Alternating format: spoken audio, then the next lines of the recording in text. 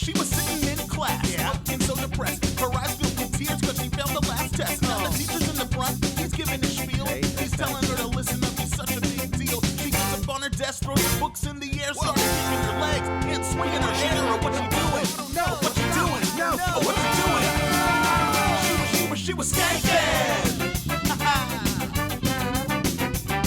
She was skanking. At a girl, let him know. Feel the music, let it flow. She was skanking. You should be skanking. He was working like a dog. Yeah, he'd rather be dead. Okay, at lunch, but he'd rather eat a bullet instead. But he's gotta do his job, cause he's gotta pay his bill, like the car and the phone and the rent and the meals. All we have to do is move. All we have to do is move. All we have to do is move around. A voice in his head said his life isn't right. Man, if I had it my way, I'd be dancing all night. So what's he doing? What's he doing? But what's he doing? He was skanking. Skanking. And a boy did a job, gotta go.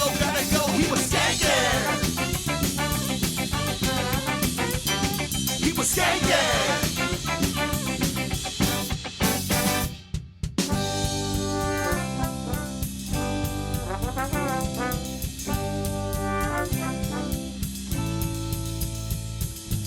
What you gonna do when you get back home? You're gonna watch TV in your room alone. You're gonna go on the internet and Google search boobs, or play Halo, clone some noobs. You want that Ron Popeil? Said it, forget it. You can't buy shit because you got bad credit. You think about the things you wished you would've done. Wanna do everything besides have fun? No.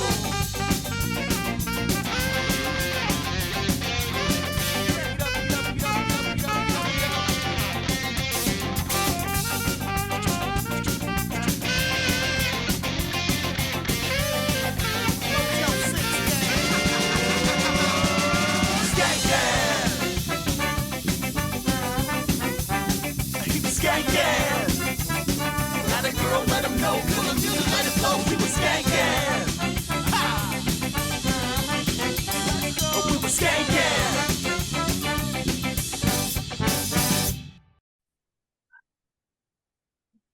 Hello, everybody. Jess here with Skagazine, and I'm here with my co-hosts Eric and Sara. Hey, Jess. Hello. Hey, what's happening? Not too much. Who'd you bring with you today? Excuse me? Who did you bring as a special guest? Oh, our guest this week is Anthony from The Guilty Parties. Hey, Anthony. SoCal punk band. Hey, I'm standing right behind you. Oh, how did you get in my house? Only time will tell. Anthony is in the band The Guilty Parties. He's also a co-host on the podcast On The Upbeat, and we are very happy to have him here. So welcome. Well, thank you for having me. I'm very excited. Today is a day that I normally record on The Upbeat, and since we took the day off, I was like, oh, let's fill it with another podcast. I love this. So it just worked out that way. I saw that there was going to be no episode this week, and I was like, is that because we stole Anthony for the night? I don't know. I took time off, you know. I didn't get paid this week on The Upbeat. All those $0 just going to waste now. Wait, so you mean we're never going to get paid for doing this? Is that what you're telling us? Yeah, pretty much. Yeah, we know. You're on my get rich scheme. Damn it. Damn, Eric, you're in the wrong place. I'm a material girl and I'm living in a material world. So where are you joining us from, Anthony? I am joining you from just north of Houston, Texas. So I'm only an hour behind you guys. And the rest of the band's in California? The rest of the band's in California. I grew up there. I lived in Riverside for 27 years. I turned 40 tomorrow, so I've been in Texas for a while. Oh, happy birthday. And I fly out anytime we have a show. So this is why we don't play a ton, because it kind of gets expensive. Because I always have to bring my wife because I'm not going to go alone. You know? Yeah. So tell me how the Guilty Parties got started. And I guess it was while you were living in California. That would make sense. Yeah. So all of the guys in the band, except for our trombone player and me, went to high school together. and our trombone player is our latest addition. He joined the band in 2021. But all of the guys went to high school together. They all started a ska band, and I happened to be an administrator on the old OC Ska and Ska Summit like website and message board. So they hit me up one day to make a flyer for a show they were having in a KFC parking lot. And of course, I thought they were the Guilty Pleasures, spelled their name wrong, put the wrong name on the flyer. And their singer at the time, Josh, he was like, hey man, like I hate to bother you, but we're the Guilty Parties. And I felt awful. So I said, okay, well, I have to come to this show in a KFC parking lot. I showed up. I really liked them. And a few months later, their bass player was going off to college, and I was already in college, so in Riverside. So I said, all right, yes, I will absolutely join this band. And I had no idea what I was doing as a bass player. I had a bass, didn't know how to play it, so I just like locked myself in my room and played and played and played until I was good enough for them to not replace me. Wow. Did you play anything else growing up? Yeah, so I did play like ska and pop punk, but I sucked at it. It was just a reason for me to go to my friend's house, and we were in a band called Much Tomfoolery, and we famously played one show, and it was in the back of my old pickup truck in the neighborhood, and we called it Truckathon. And we had a drummer, but he wasn't allowed to go outside or literally cross the street to play drums for us. We weren't allowed to go to his house, so his mom owned a nail salon, so when she was at work, we would like haul our tiny amps over there and like play 2 songs and then just play video games or go to the park because we seriously lacked talent.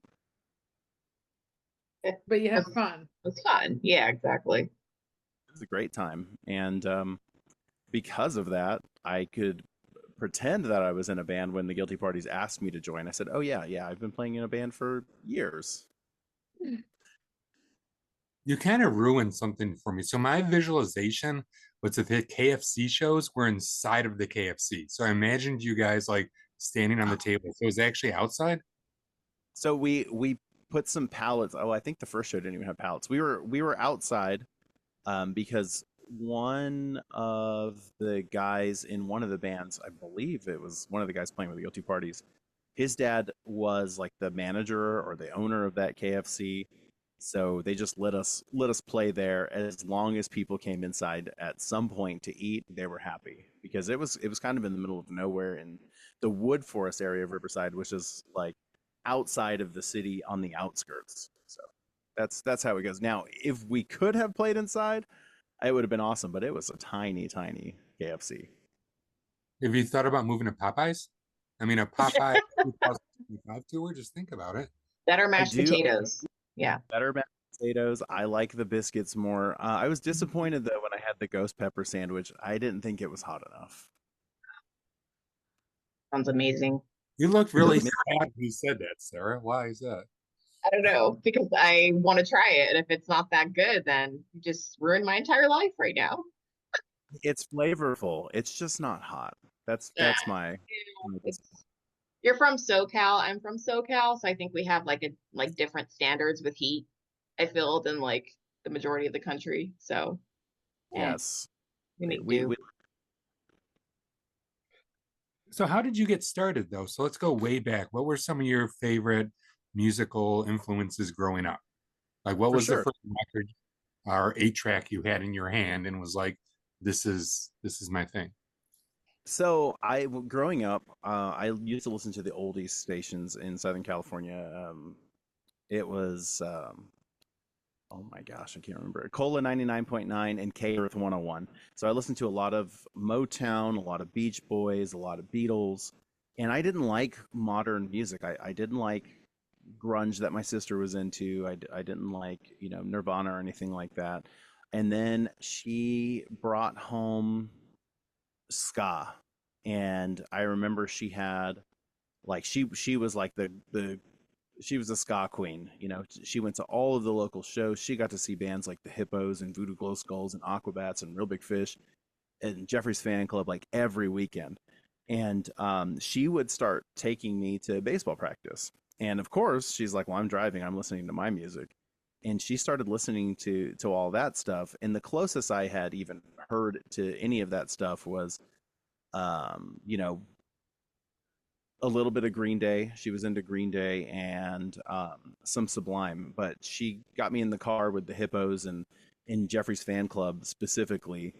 And I was hooked. You know, I ended up stealing her CDs later. There's a lot of stealing and lying in my life. This doesn't make me look too good, but it's true. It's what I did.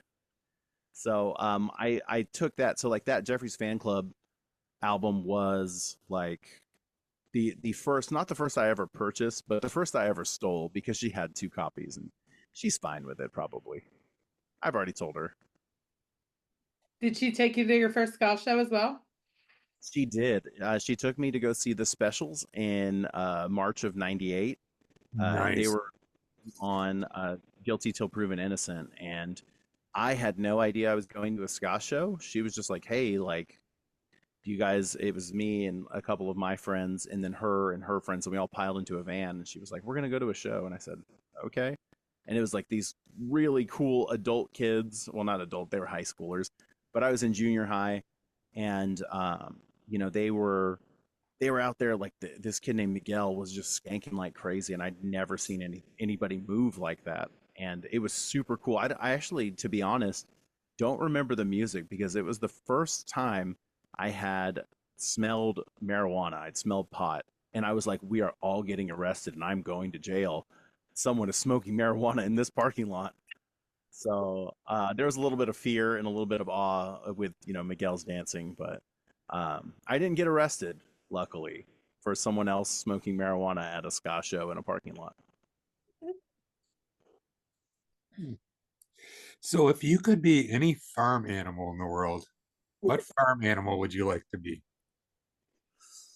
Well, I definitely don't want to be an animal, like a slaughter animal. I want to spend my time on the earth. Yeah, and I'm gonna go atypical here. I would like to be. I learned this from my daughter. I would like to be a corgi that works on a farm because they are good at herding sheep. I didn't know this because, you know, they've got short little legs, but they have a natural inclination and instinct. So I'm going to be a corgi because my daughter would love that. Do you also want to hurt sheep? I mean, you know, it doesn't sound like a bad gig. I'm a teacher, so I kind of do that anyway. I don't think it would be a bad idea. So, Yeah. waka waka. I see what you did, Sarah. You did like a sheep thing. Oh, yeah. Yes. Yes. That was Sheep, good. like the animal that we're discussing. Yeah. So what do you teach? I teach science. I've taught language arts, I've taught history, I've taught math, and I've settled into science. I kind of wanted to get all the infinity stones on the teaching gauntlet. Now I think all that's left is PE and electives, which would be pretty fun, but I don't know if they're going to let me leave science. What grade level are you teaching? 8th grade, everyone's favorite age of. Oh, geez. Ooh, you're a brave man. Yeah, I'm paying for all my past transgressions and sins and whatever you want to call them, all the lies and stealing. I'm getting it right back. Do you ever throw like ska puns into your teaching lessons? So that's the thing, is they wouldn't understand, but I will if they're like, "Hey, we can you play some music?" And I tell them, "You're gonna hear my music." I have a kid named Kingston, and I said, "Bro, we're gonna listen to Funky Kingston today." And he's like, "That's not a real song." And I said, "Oh yeah, it is. Oh yeah." So we put on some booths, and occasionally we'll put some stuff on. The hard part is just trying to make it not so much relevant, but I'm like, "All right, guys, you all have trouble concentrating. I have trouble concentrating. Let's play it when we can." So being in Texas now, do you notice a difference with the ska scenes between Southern California and Texas? Are they similar or different? Well, and I feel bad about being a representative of Texas ska, because in California from 16, I would even say from 13 to 27 when I moved, I was at ska shows every weekend if I could be. You know, when I was younger, my parents would take me, or my friends' parents would take me, and we would get picked up. As soon as I could drive, I only spent money on ska shows. I would save my lunch money at school. I would sell CDs, like my old CDs. Like I think I pawned all my, not pawned, but I guess sold them to Warehouse Music in exchange for money to go see whatever at Chain Reaction, which is a kind of a legendary venue in Anaheim. And We I just would, talked about that venue with Rich actually oh from man, I the love Going it. Club. Yeah. I love loved it we too. Yeah. we had him on the show, and I just geeked out. And actually, while I was on the show, I was like, hey, I don't have, my friend stole this borrowed Forget the World, so I bought 2 copies on eBay because one of them was clearly a bootleg, but it's in way better condition. And I already forgot the question you asked me. I was going somewhere about money and ska shows and the difference. Yep, there we go. We all have ADHD here. Yep. We do. So I was there in it. I was a part of it. I was putting on shows. I was playing shows. My friends were all in ska bands. That the friends that I hung out with, they were all in ska bands, or they were all ska fans. So I was entrenched in that scene. And then I moved to Texas, and I couldn't find any ska bands when I moved here. I looked. I was hellbent on joining one. Couldn't find any. Some of them came kind of back out a little later. There's the Suspects, who I still haven't seen. They've been around since the 90s. There's Fusca, who I really, really, really, really want to see. They play like a lot of house shows and like real good like punk rock clubs. But now that I'm like 45 minutes to an hour away from those shows, and I have 2 kids, so it's kind of hard to during the school year make those happen. But I would say the scene here isn't quite what it was in Southern California when I was growing up, but the bands all seem to know each other. Like I follow the bands, and I've been fortunate enough to see like the Scatastrophics a couple of times, and I know they share members and everything like that. So it's a different feel. It's a different scene. It's not there's not a lot of ska bands that come through and tour with local bands. Like the last time I saw a touring band with a local band was Stop the Presses, I think almost 3 years ago, with the Scatastrophics. Otherwise, all the tour packages come through and there's no local support, which is a bummer because I know Fusca would kill with like the Bad Time bands that have come through. But a lot of times they skip Houston. I mean, it's a huge city, but in terms of ska scene, Dallas and Austin and San Antonio have us beat. So pick it up, Houston. Maybe I should help. Pick it up, pick it up, pick it up. I think it's your calling. So speaking of tours, we do a spot here that we call Shenanigans.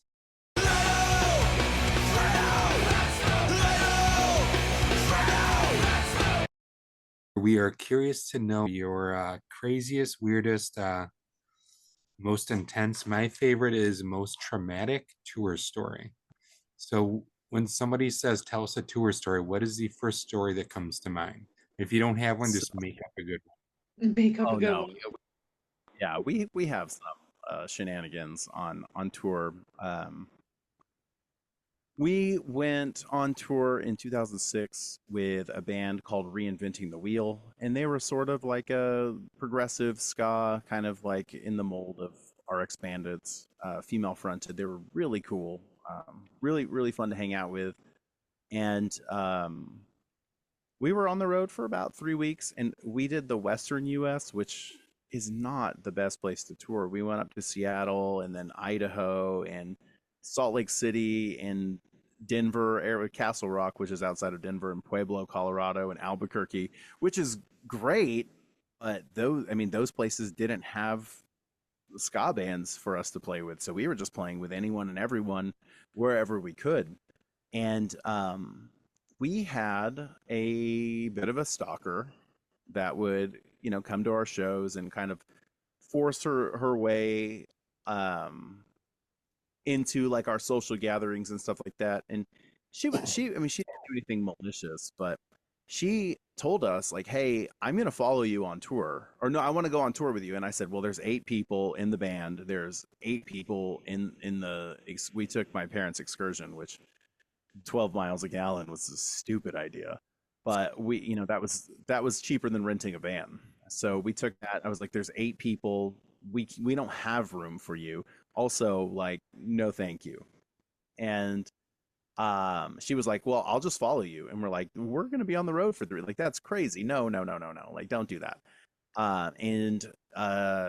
She was like, okay, I'm going to meet you guys at your drummer's house at this time. And I was like, please don't, but also you're going to do what you're going to do. We can't stop you. So we leave not from my drummer's house. We leave from my house, and we leave at like 3 a.m. because we want to get there. There was a band that we were playing with, and I can't remember their name. They had a practice space, and we were going to kind of hang out and, jam a little bit and have some fun before the show. And we were playing in, I guess, I don't want to say Fremont. That's a street. It's just outside of Oakland, though. And sure enough, the show comes around, and here she is. She's at the show, and we're like, okay, like, all right. And she's like, all right, where are we going tomorrow? And it's like, we had to break it to her. Like, there's no like, this is insane. Like, you can't just follow us for 3 weeks.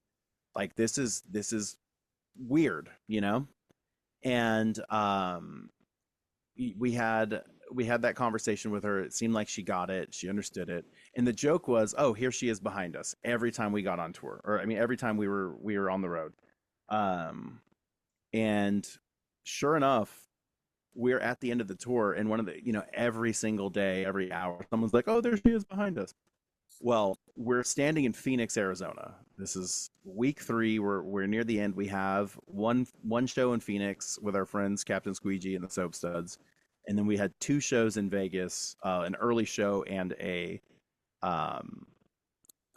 like a casino, like a small casino bar show, and then we were done.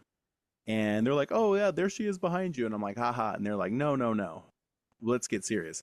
There she is behind you. And I'm like, okay, shut up. And I turn around, and it's like that moment in a TV show or a cartoon where, like, thankfully I wasn't talking shit or anything like that.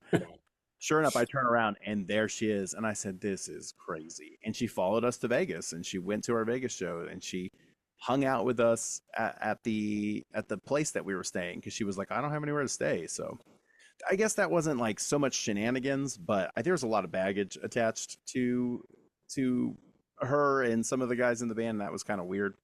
Did she end up dating any of the guys in the band? What was that? Did she end up dating any of the guys in the band?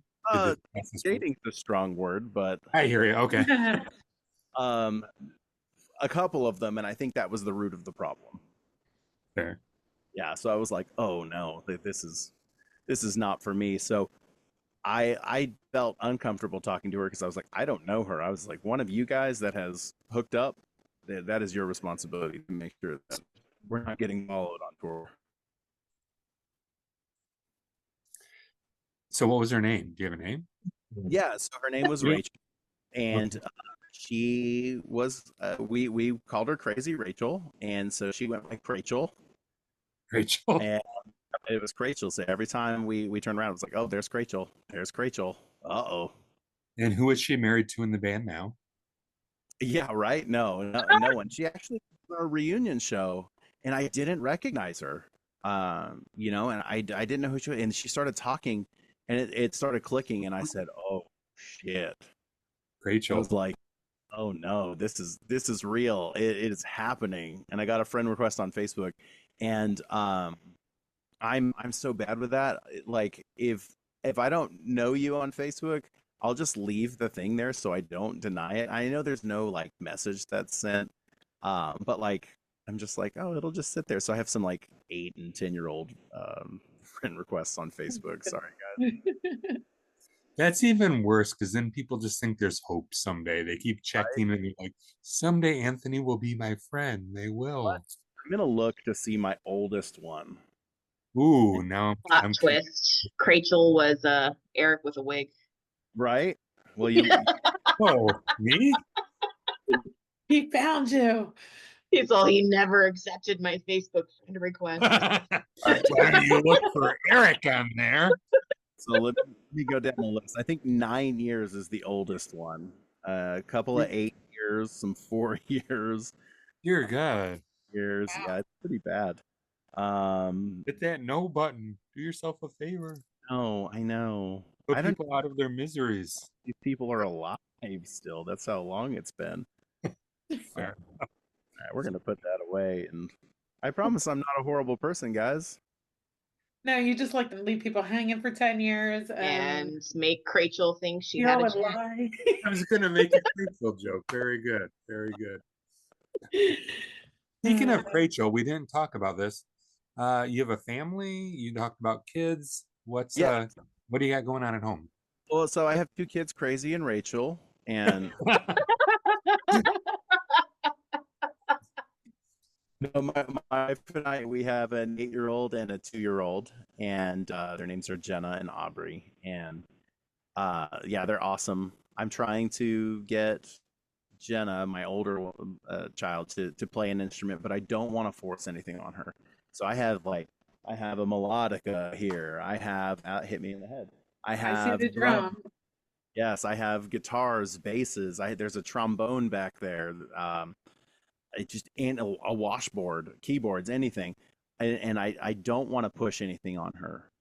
You know, my dad had tried to push football on me, and it was never my thing. I'm a huge man, but I don't like football. It's just not my thing. Sorry, football fans. And my dad made me play, and I hate it to this day. So I don't want to be like that with my daughter. So she comes in here and she'll beat on the drums a little bit, but you know, I'm gonna let her learn, or at least get into it organically. You know, maybe I'll have a guiding hand. But, hopefully, she gets into music. We'll see. I built her something up in college like you. Yes, yeah. Hopefully, I built her a guitar for her 5th birthday, and I was like, she's gonna love this, and she's gonna play it. She forgot that she had it. I was talking to her about it this year, and she goes, "You made me a guitar?" I said, dude, it's in your room." So I was like, "Okay, don't force it." Yeah, it's in the gig bag, just in the corner. It's like, is she into listening to music, or has she come to see you guys play? she did see us once when she was, I think 5 going on 6, and she fell asleep 3rd song in, and you know, we didn't have anyone to watch them, so my wife, it was her first time seeing us, had to take her back to the hotel room, and was pretty sad about it. Not upset, just bummed. But she was like, "I'm not gonna carry this child on my shoulder, you know, at a punk rock show." So that was kind of a bummer, because I think that show we played like an hour set, so she got to see, you know, three, 4 songs, something like that. And then she was in Riverside this summer as well for our show, but it was 21 plus, so she couldn't see us. But she's gotten to see us practice, and she's actually on the last 3 songs we recorded. I snuck her in to record stuff with us, so she's got artist. It is awesome. Yeah, she really wants to be a part of that, so I'm like, okay, cool. And she has a Guilty Party shirt she'll wear to school every once in a while, and she's so confused when people don't know who the Guilty Parties are. And I'm just like, baby, we're not that popular. Speaking of songs you've recorded, This is your brain. This is your brain on Ska. This is your brain. This is your brain on Ska.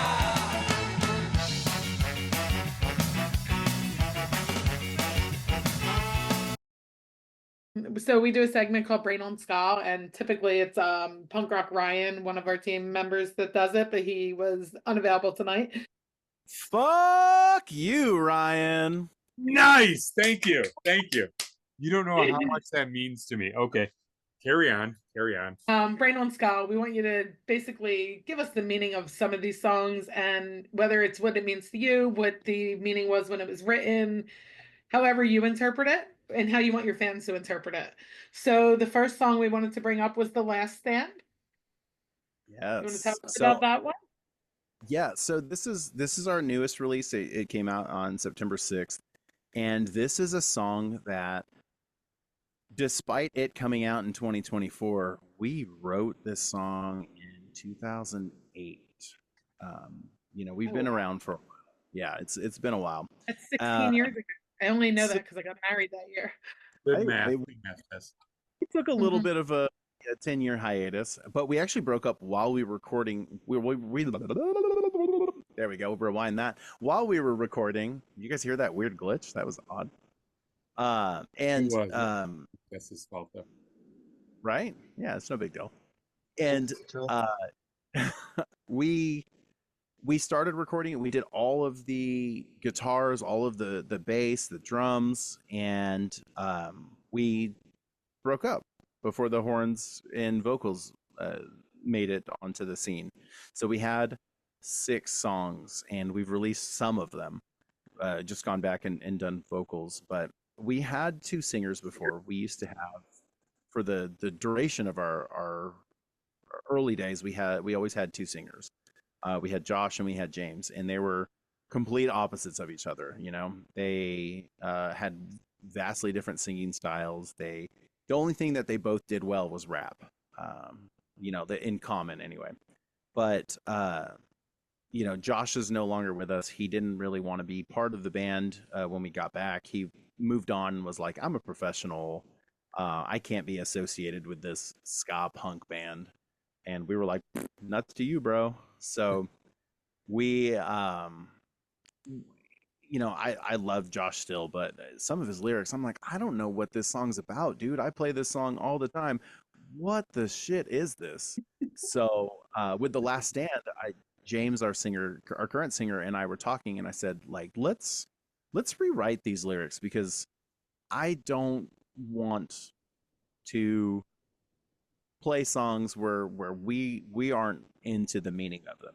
So The Last Stand was something that was really personal to me. I took the original song and I rewrote it, and there are some lines surviving from the original, but it used to be a song about how growing up you want to be more like your parents, but you don't want to be like your parents, and then when you grow up you want to be like them. And I love my parents, but I don't want to be like my parents. My parents had great jobs, and they blew their money, lost their house, just made some poor financial decisions. And I had started writing the song about that, and I was like, well, like, I'm not here to pick on my parents, but I was like, my parents' generation had it way easier. They could both have jobs and easily afford a house and have extra money to blow on stuff and do this. And we didn't grow up well off, but we did always have food. We always had a place to stay. Like, yes, our water and our electricity got cut off all the time, and Ford Credit was always calling, but we got by. And I was just thinking about the situation of people now, though. There is no just getting by. Like, people that are growing up that are younger than me, that are, my friends that are 10 years younger than me, some of them will never own a house. Some of them will never be able to get by and be comfortable and have more than 2 weeks off a year and be able to travel and do that kind of stuff, because the opportunities are drying up for people who are of lower income. And it seems like as costs rise and as opportunities get slimmer,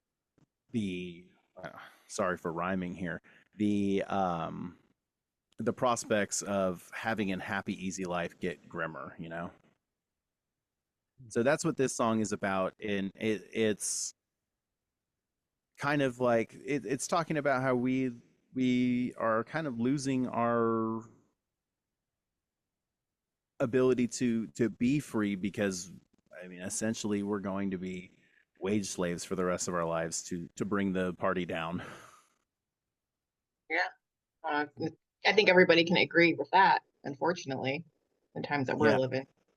Yeah, sure.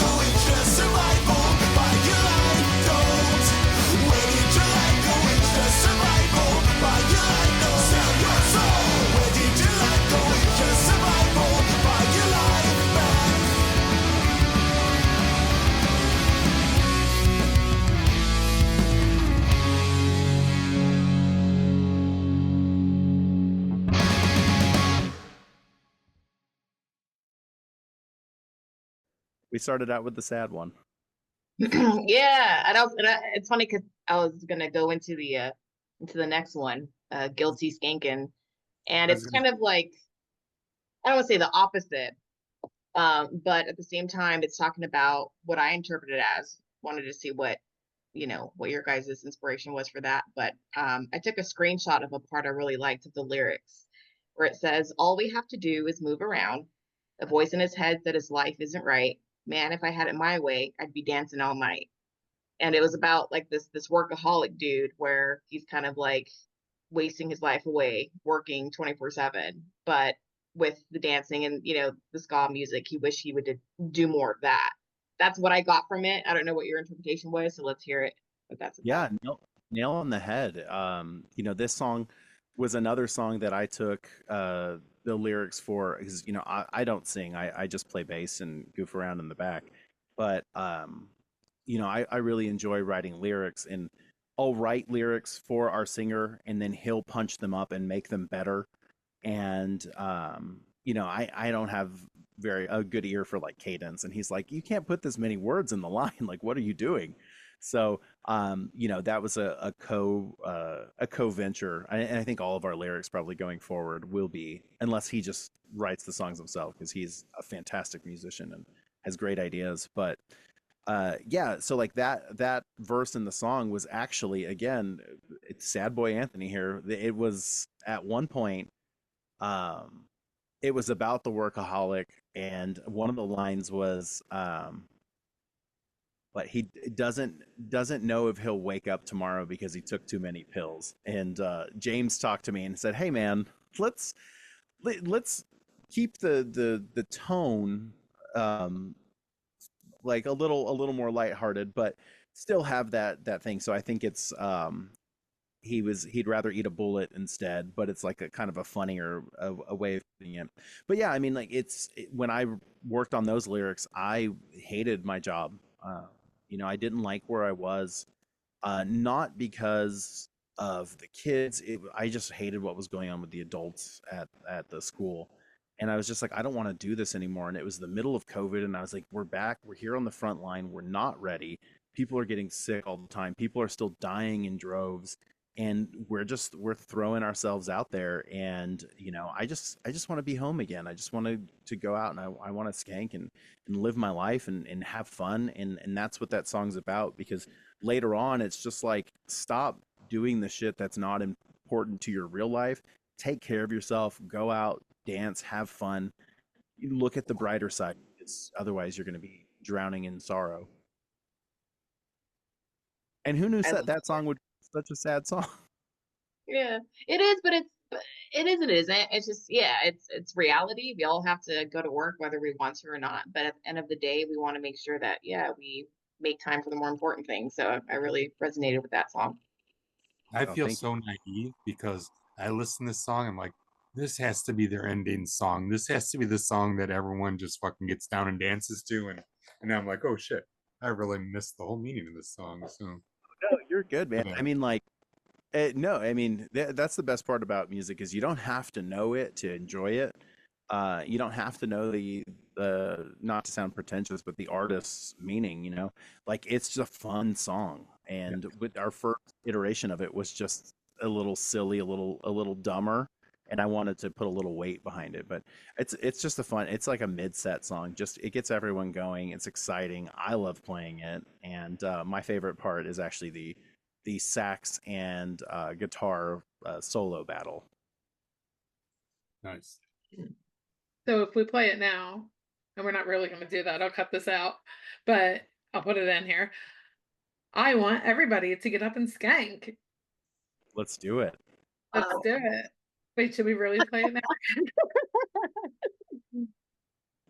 Somebody promised there's going to be skanking. I see. Okay, that's awkward. Moving on to the next song. I don't know.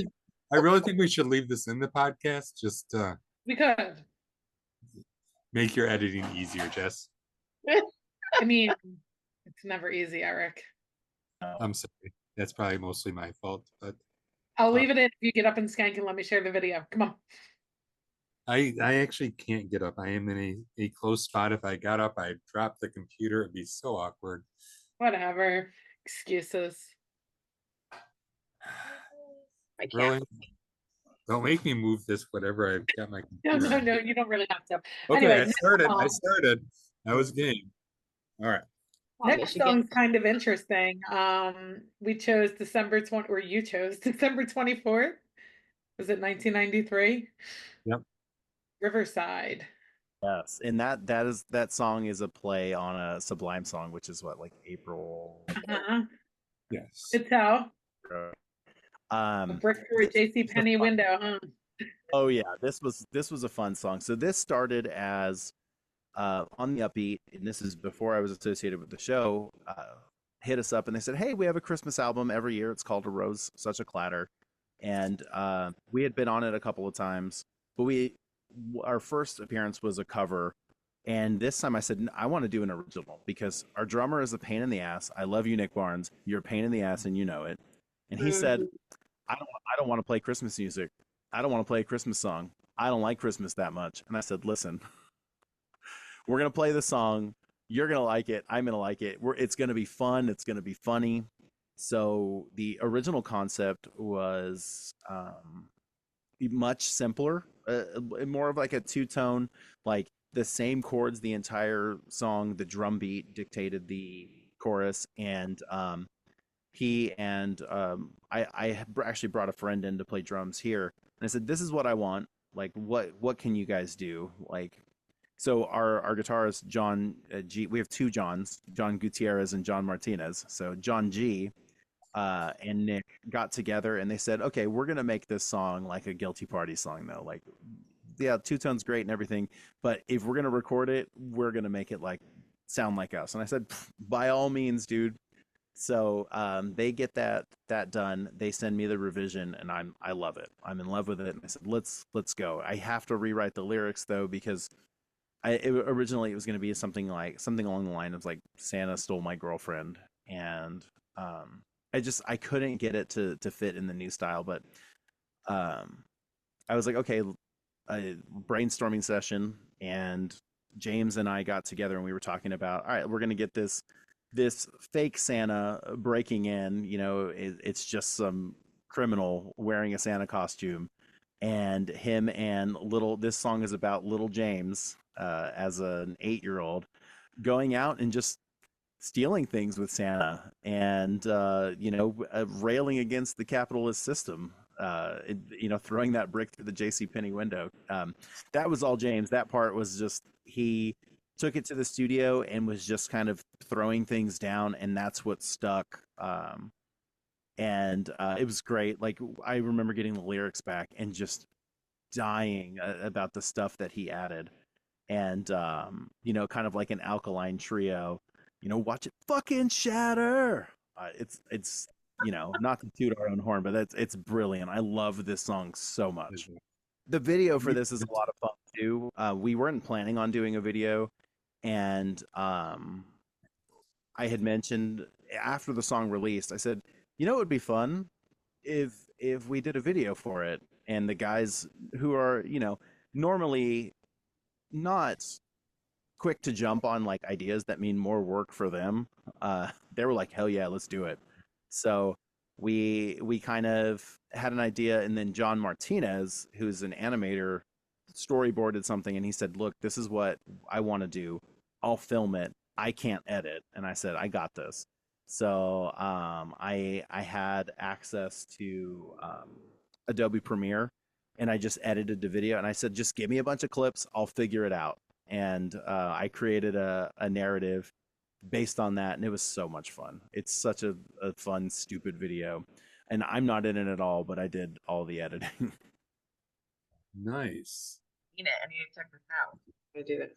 Yeah, I didn't see the video. I'm gonna check it out for sure. Where can we find that video? I'm assuming YouTube. You can find YouTube. We do have an official channel, The Guilty Parties, on YouTube. Okay. It's probably youtube.com/The Guilty Parties. You know what? Yeah, I'm gonna say yes, it is, or theguiltyparties.youtube.com. One of the two. If you look up December 24th, 1993, Riverside, it'll show up, and it's our trombone player dressed as Santa, and our guitarist John G makes a cameo as a gingerbread man. So, Oh, interesting. Do you have, so speaking of, do you guys have any like current projects or any upcoming shows or anything like that coming up? Yeah, so we don't have anything concrete on upcoming shows. We have a venue that really wants to have us and have us open for larger acts. I'm just waiting for that to get cemented. What There's larger? So they're trying to get like a Mad Caddies or a Save Ferris for their venue, and then yeah, I know I see the Mad Caddies shirt, and I see my favorite Pie Tasters album, Willis, there on your shirt, Jess. So I almost wore Pie Tasters tonight. Damn it! I wore Famous Idea. oh, Famous Oh. Idea is fantastic as well. Yes. They're due for another album. It's been like 3 years, 4 Oh. years. No, would last say year. about- Last year. No, did they come out last year? Yeah, it was my album of the year. The Road to Sedition. So Road to Sedition came out last year. Huh? One There's of my no- favorite bands of all time. I mean, we almost went through a whole year since then because 2024 is almost over. So maybe that's why it seems so long ago.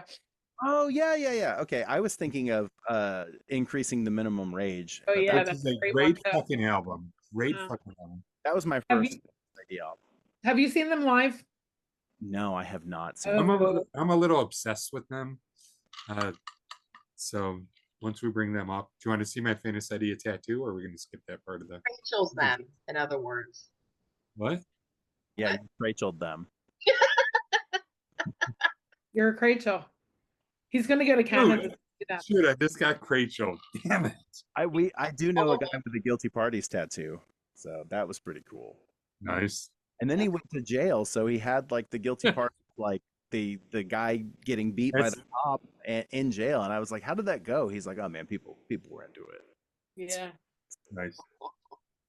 And I saw him, and he was like, man, it's been so long. Do you want some drugs? And I was like, no. That's some drugs. So maybe stay out of trouble. I'd love to see you again. Hope he's doing well. Yeah. I mean, last time I saw him was a few years after that. You bought the Coke? Were you buying cocaine from him? I don't even drink Coca-Cola, sir. I'm not. Well played. Well played.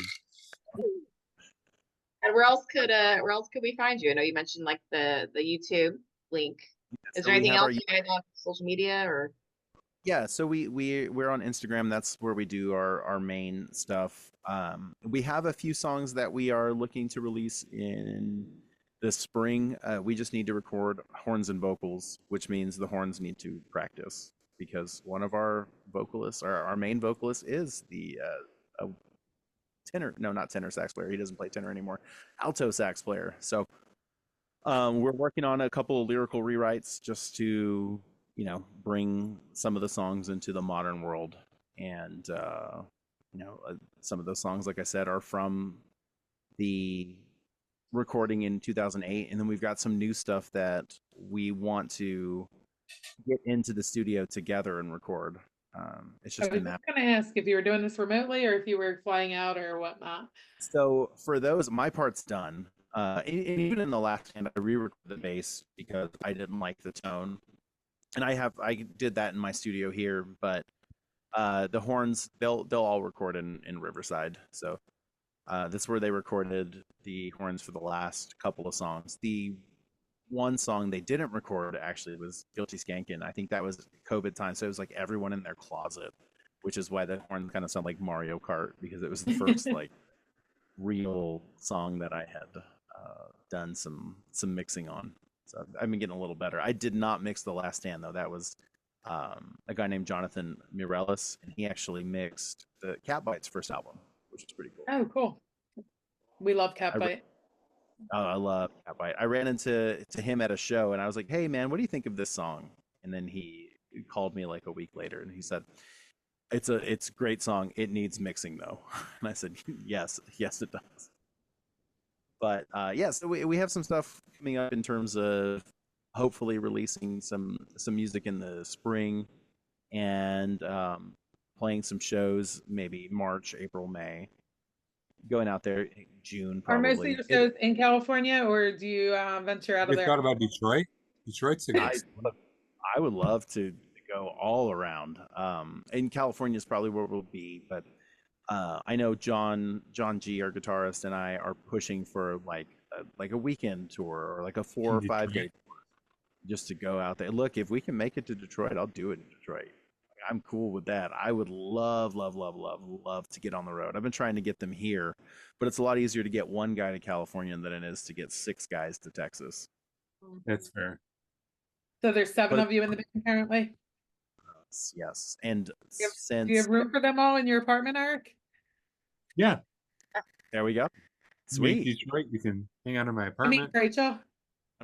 Yeah, I mean, if she wants to Rachel. call, I can't stop her. I told her there was 8. I've got a spot for Rachel too. So Perfect. The litter box. No. Hey, whatever. But I would love to get out on the road again and play, just because being on stage is one of my favorite things of all time. Cool. when did you guys, so you guys got back together when? You took a was it a break, a breakup, a hiatus? How would you describe it? We I know I sidetracked. I'm sorry, Jess. It's okay. you're good. That's what we do. Yes, it is. Mhm. We broke up in 2009 is when we played our last show, and then we said, well, we didn't have like a last show. We just broke up because we were arguing with each other about the recording, and then guys were moving on and getting jobs and starting families and getting married, and we said, well, we can't end on this. Like, that's stupid. So a year later, we played with Chase Long Beach and Mustard Plug for a Nice. big show as our final show, and that was awesome. It was great seeing the guys and picking up there. I am currently in the hometown of Mustard Plug. I'm just going to throw that out there. Very And cool. it's coming. It's Dave's birthday today. Happy birthday, Dave! Yep. You won't hear this today, but he probably won't hear Probably it. will never hear, but he will be on in a couple weeks. Shameless Yeah, plug. he's coming on to talk to us in 2 weeks. Very cool. Is he talking about the new the EP? Have you heard it? It is so good. No. I mean, it's good. I'm excited. We're gonna have to tag him for On The Upbeat if we can. Yeah, But- try. Hasn't he been on there like 4 times? I went through On The Upbeat. I believe you get him like every month and a half. I don't know. And I've only been on the show since July, so I haven't had him yet. I need to get it. Actually, So, Go how ahead. did you end up joining the show? Was that your first podcast? It was my first. I had been a guest on the podcast, and I was on like another episode as part of like a little game show. But I was introduced to the podcast by Sara from Half Past Two, and I Oh, was going to she's say, coming on in 2 weeks too. Shameless amazing. plug number 2. We go from Dave to Sara. I'm So, getting all your guests all here. in the same week. All in the same week, actually. So well done. Thank you. I love Yeah. She's awesome. Actually, my last show with the Guilty Parties, I got recruited to play with Half Past Two. I joined Cool. Half Past Two day after my last show. It was, however, though, when Tara was away from the band, so it was a different singer. I had tried to join the year before, after the Guilty Parties broke up the first time, when Tara was still in the band, and I was going to grad school at the time, and my schedule just didn't fit. Because I had played with them, I'd filled in on bass with them, I think 2 times, and we played with them all the time. They were some of our best friends. We played their album release, and we always brought them to our hometown, and they brought us to Orange County and stuff like that. So I've known them forever. And then I was in the band with Dave, with the other iteration. But anyway, Tara got me into On The Upbeat. She was like, "Hey, I'm going to be a guest on this show," and blah blah blah blah blah. And I was like, "Oh, great! I'll listen to this." And I was just a regular listener, listening every week since, I don't know, episode 20 or something like that. And I had invited Matt to just come see us at our show in June, just to hang out. I had met him previously. I always listened to the show, so just wanted to have him come out and hang out. And at that time, Adam, the ska mailman, was on the show, and he had to leave. He couldn't have all the commitments. He's spread himself way too thin, and he said, "Hey, I have to drop things." So he dropped the podcasting, and Matt was like, "Hey, do you want to take his spot?" And I was, obviously I was flattered and flabbergasted, and I was like, "Absolutely." He's like, "Cool." Um, he's like, "All right, your first episode is going to be Suburban Legends, who I love," and he's like, "Your second episode is going to be Codename Rocky," and I was like, "Ugh, another band I love." And he's like, "Your third episode is going to be Five Iron Frenzy," and I said, "Oh my god, like sign me up." So that was really cool. Yeah. Ooh. And then for the Every Song Sucks, originally I wasn't going to be on. They were like, "Oh no, it's cool. Like we're just gonna stick to two hosts." And they were like, "Unless you want to edit it." And I said, "Absolutely, I want to edit it. I just want to be on this podcast. I just want to talk about ska all the time." So you're paying your dues by editing. How do I get somebody to edit? You know what? Don't tell her that. Don't tell her that. She's good at it. Just leave it at that. I want to do 2 podcasts. What? Ooh, I like it, Jess. How do you feel about editing 2 podcasts? Yeah, right. An episode He already knows we don't make any money doing this, so he's not going to sign up. You guys double and triple my pay, right? Is that how we that will works? double? We'll quadruple. Why not? We're generous. Jess, All right, I'm gonna bring someone in for this one. Come on, Ox. are you bringing Ox in? Yeah, All come right. here. It's the His legend. name's Anthony. Say hi to Shameless plug Anthony. with her kid. Here we go. Hi to Anthony. This is my 8-year-old boy, Ox. Ox, how you doing, man? Stop. Where's Punk Rock Ryan? Punk Rock Ryan's not here tonight. I'm asking his Quit. question, which is this He one. quit. So we've really just wanted to know what your message was to the younger generation that's getting out to shows and getting into playing the music. You talked about your daughter a little bit and how you would like it, but you don't want to push her. Ox here is a drummer and a vocalist, yes, Correct. but he also dabbles with guitar and bass And and piano, and keyboard piano. and everything. So what's your advice for a young kid like Ox? So Ox, I mean, you've got to sing on stage with the Suicide Machines, and that for me, Do that? yeah, I do my research too. And that one of the greatest memories that I've had with the Guilty Parties was sharing the stage with the Suicide Machines, not even being on the stage with them. So cherish the time you have, and you know what?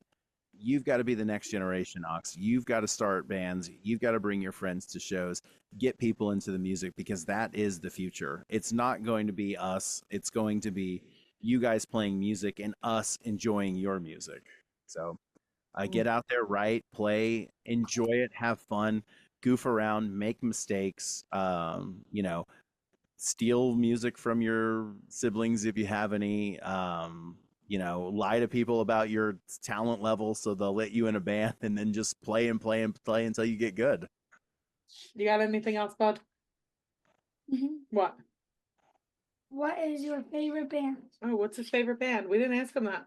My favorite band is Slow Gherkin. Favorite band of all time, Slow Gherkin. I love them, love them, love them. There's actually a Slow Gherkin poster on my wall right there, that one with the Ooh. dinosaur. Look at that. Ooh. Awesome. Is that it? All right. Say goodbye and thank you. Goodbye and thank you. Go. Bye, Ox. Bye, Ox. Jess, do you want to Hey, say stop! it? Bum, bum, bum, bum. Jess, are you thinking what I'm thinking? What's that? Our track record remains. I know. Yeah, it does not. He did not say the name. He did. Not. Nope. Nope. He said the band name. That was it. He said the band. It's the same thing. I thought we went with the band. All right. I guess it counts. Whatever. So, Anthony, Yes. you came in at the very last moment, but we have yet to have an episode, and we've done at least, 7 episodes? How many? Yeah, I episodes? wonder. We've done more than that. I wonder if he's had similar experiences. So we have yet to have an episode where the guest has not mentioned Jay Navarro or one of his bands. Ever. Oh, yeah. I mean, their Just made that Destruction by happen. Design is if not the best album of all time, it's top 3. So you can't not mention Jay Navarro. I love Jay Navarro. I've only mustered up the courage to speak to him once, and that's when I saw Jay Navarro in the Traders in Dallas in 2022. And he was like, "Yeah, man, hey, next time you see me, talk to me, I'll remember it." So I haven't seen him since because they skipped Houston last time they were out here, like everyone. I am lucky enough to live in Detroit, so I get the opportunity to see at least the Traders a good amount of times. I'm jealous. I love the Suicide Machines. But yeah, Jay Navarro, awesome, great. He'll be on every show. Yep.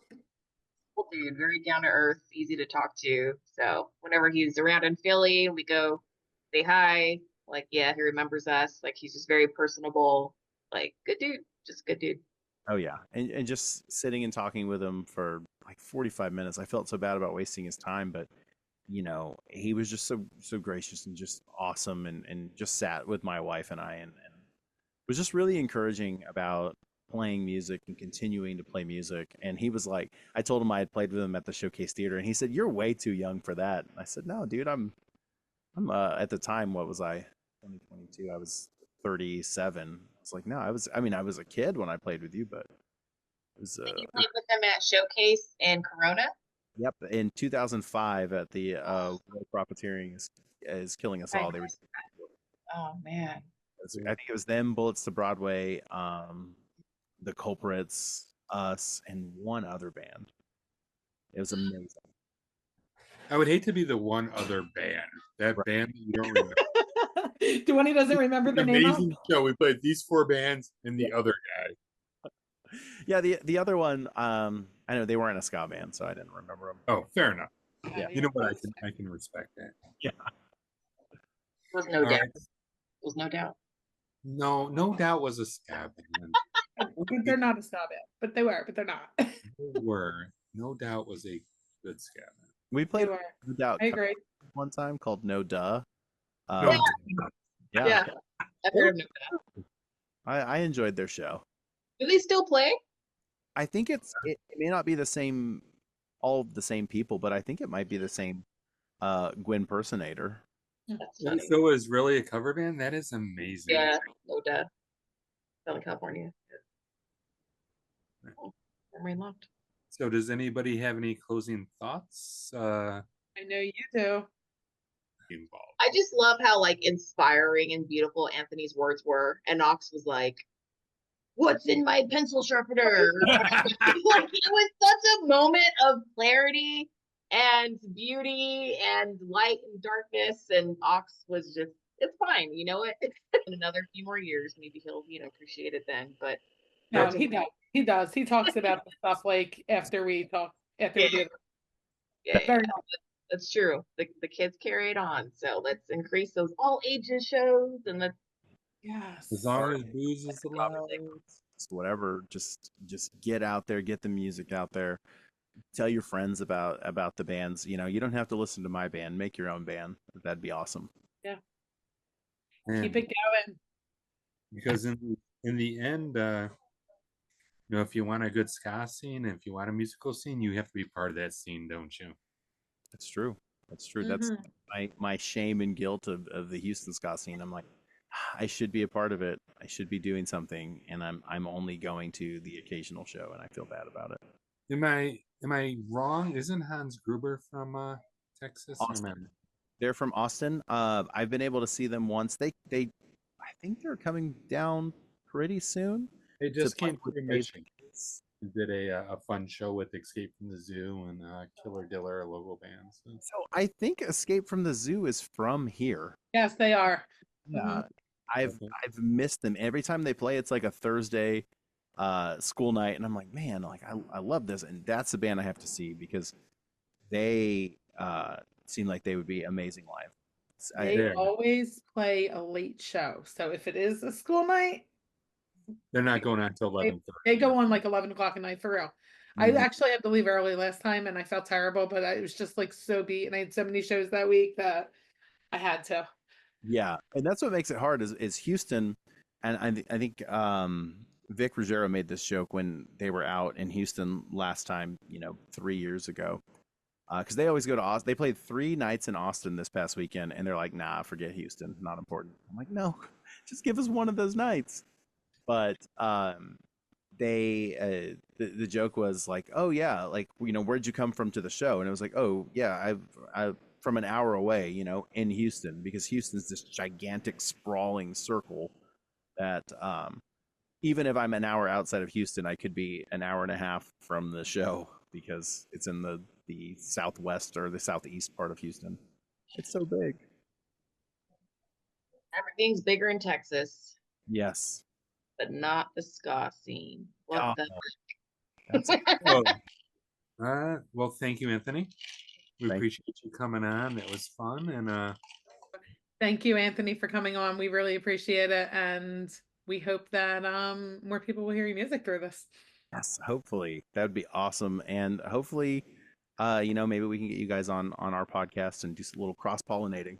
Oh, like that would be fun. That is a promise. All right. Buzz. I don't know. That didn't work. Boy, let's not end with whatever Sara just fucking did.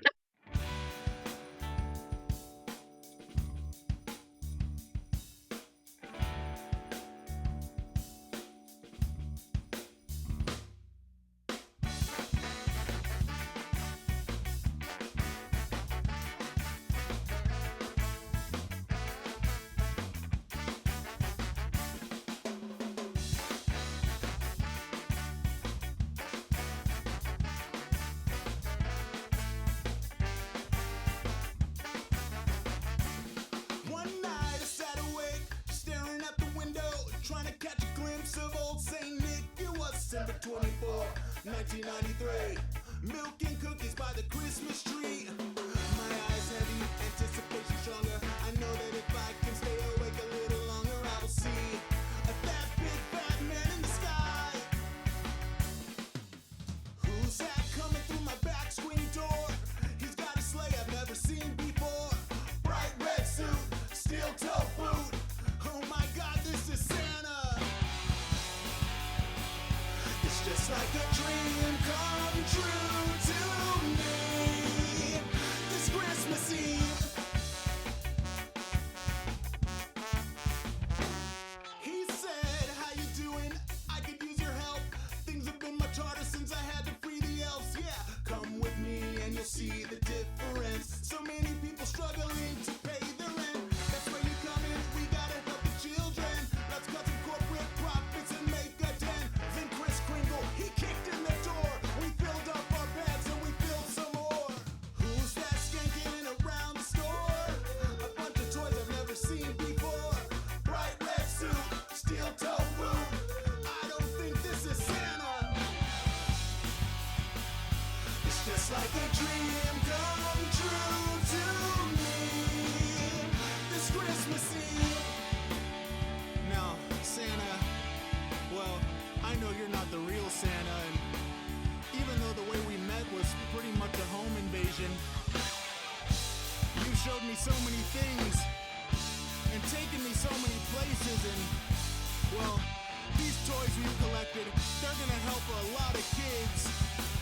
Then Santa, or whatever his name is, it doesn't matter. We threw a brick at a JC Penney window.